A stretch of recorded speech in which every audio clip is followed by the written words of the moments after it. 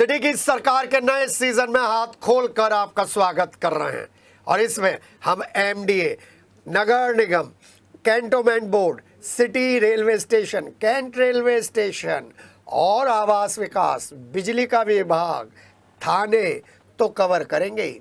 साथ ही साथ आपके गली मोहल्लों में आकर आपको इस बात का मौका देंगे कि आप हरिकांत अहलूवालिया महापौर से अपने दिल की बात कहें, अपने पार्षद से अपनी दिल की बात कहें।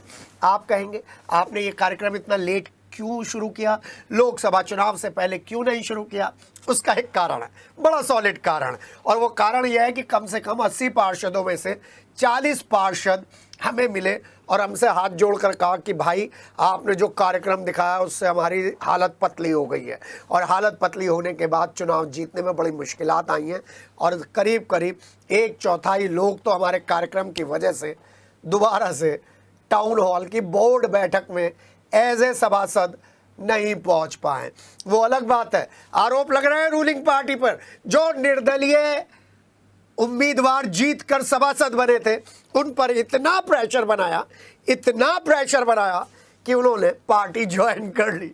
समझ रहे हैं ना, ये हमारी पकड़ है और इस पकड़ को हम आपके साथ और मजबूत करेंगे, क्योंकि इसमें जागरूक दर्शकों का भी बहुत ज़बरदस्त रोल है। जब हम कैमरा लेकर जाते हैं और माइक लेकर पहुंचते हैं तो हमें जो आप प्यार और स्वागत देते हैं वो सारे मीडिया से अलग बिल्कुल विशेष तौर पर होता है। और आपने देखा ना, हमने मेडा के वीसी के लिए रोज कार्यक्रम चलाकर उनको मजबूर कर दिया कि वो कंकर खेड़ा में जाकर कार्रवाई करें। वक्फ बोर्ड की जमीन पर अभी भी कार्रवाई नहीं हुई है। भैसाली अड्डे का जो जगह है उस पर भी अभी कार्रवाई नहीं हुई है।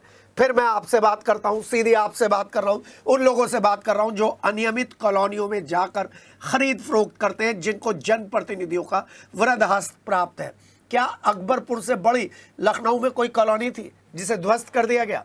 आपको यकीन नहीं है ना? और 5, 6, 7, 8 साल पीछे ले जाता हूं, मेहताब के पास किस तरीके से बुलडोजर चला था डीएन यादव के टाइम में, जो वो यहाँ के सीईओ थे। याद है ना आपको? आपको मालूम है ना 22B को किस तरीके से जमींदोज कर दिया गया था? याद है ना आपको? इसलिए सरकारी जमीन पर कब्जा करने की जो मुहिम उन लोगों ने चलाई है जिन्हें वोट मिला है और जो अपने एरिया में जाकर काम नहीं करते, रोकते नहीं, उन लोगों के लिए सिटी की सरकार है। उन लोगों के लिए सिटी की सरकार है जिन्होंने एजुकेशन को बिजनेस बना लिया है, क्योंकि नीट आपको आईना दिखा रहा है और ये आईना बता रहा है कि इस आईने में मेहनत करने के प्रयास स्कूल से शुरू हो रहे हैं, और इसमें परिषदीय विद्यालय और यूपी बोर्ड के स्कूल कितने साथ चल रहे हैं ये भी आपको बताएंगे। जैसे अब की बताया, नौचंदी मेले में इतनी लेट क्यों सजावट हो रही है, आपको बताएंगे कि आपकी गाढ़े कमाई के पैसों से चलने वाली ट्रेन क्यों लेट पहुंच रही है। आपको बताएंगे कि आपके सांसद अरुण गोविल साहब चुनाव जीतने के बाद कितना टाइम मेरठ में है और किस तरीके की बैठक कर रहे हैं, और जनता से जो उनका संवाद है क्या वो संवाद यूनिलेटरल है या बाईलेटरल है? नहीं समझ में आया? बता देता हूं, एक तरफा संवाद है या दोनों तरफ का संवाद है।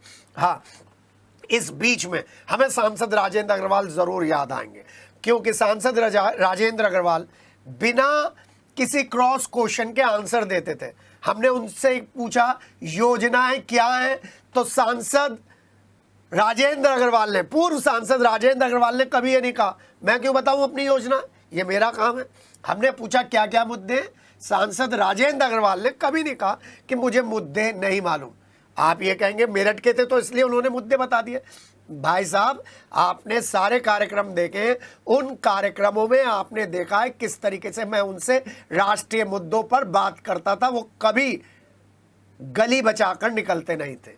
हाँ, यह अरुण गोविल सांसद मेरठ के सामने बड़ी चुनौती है, अपनी उपस्थिति दर्ज कराने की, संवाद स्थापित करने की और जनता में ये विश्वास दिलाने की कि वो बाहर के कैंडिडेट नहीं हैं, वो मेरठ के कैंडिडेट हैं और मेरठ के मुद्दों को लेकर उन्हें पढ़ने की ज़रूरत नहीं है, जनता के बीच में जाने की ज़रूरत है।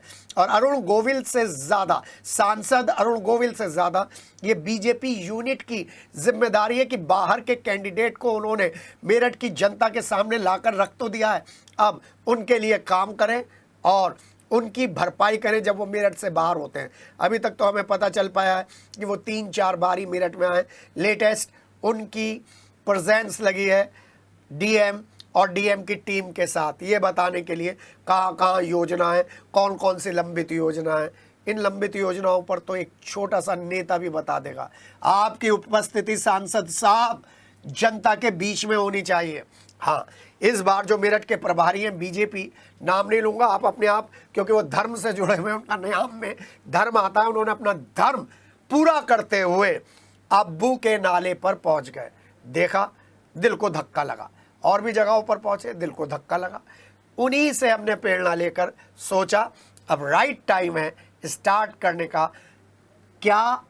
जी हाँ, बिल्कुल सही समझे। सिटी की सरकार सीजन नया, और इसमें हम उन तालाबों को पॉइंट आउट करेंगे जो हमने पिछले एपिसोड में पॉइंट आउट करे थे। देखेंगे उस इलाके में कुछ डेवलपमेंट हुआ।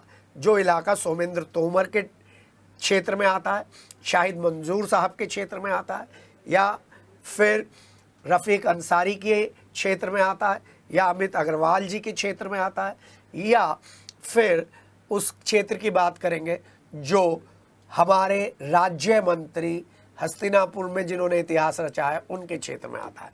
तो तैयार रहिए सिटी की सरकार में भागीदारी करने के लिए। हमें दीजिए इजाज़त। नमस्कार।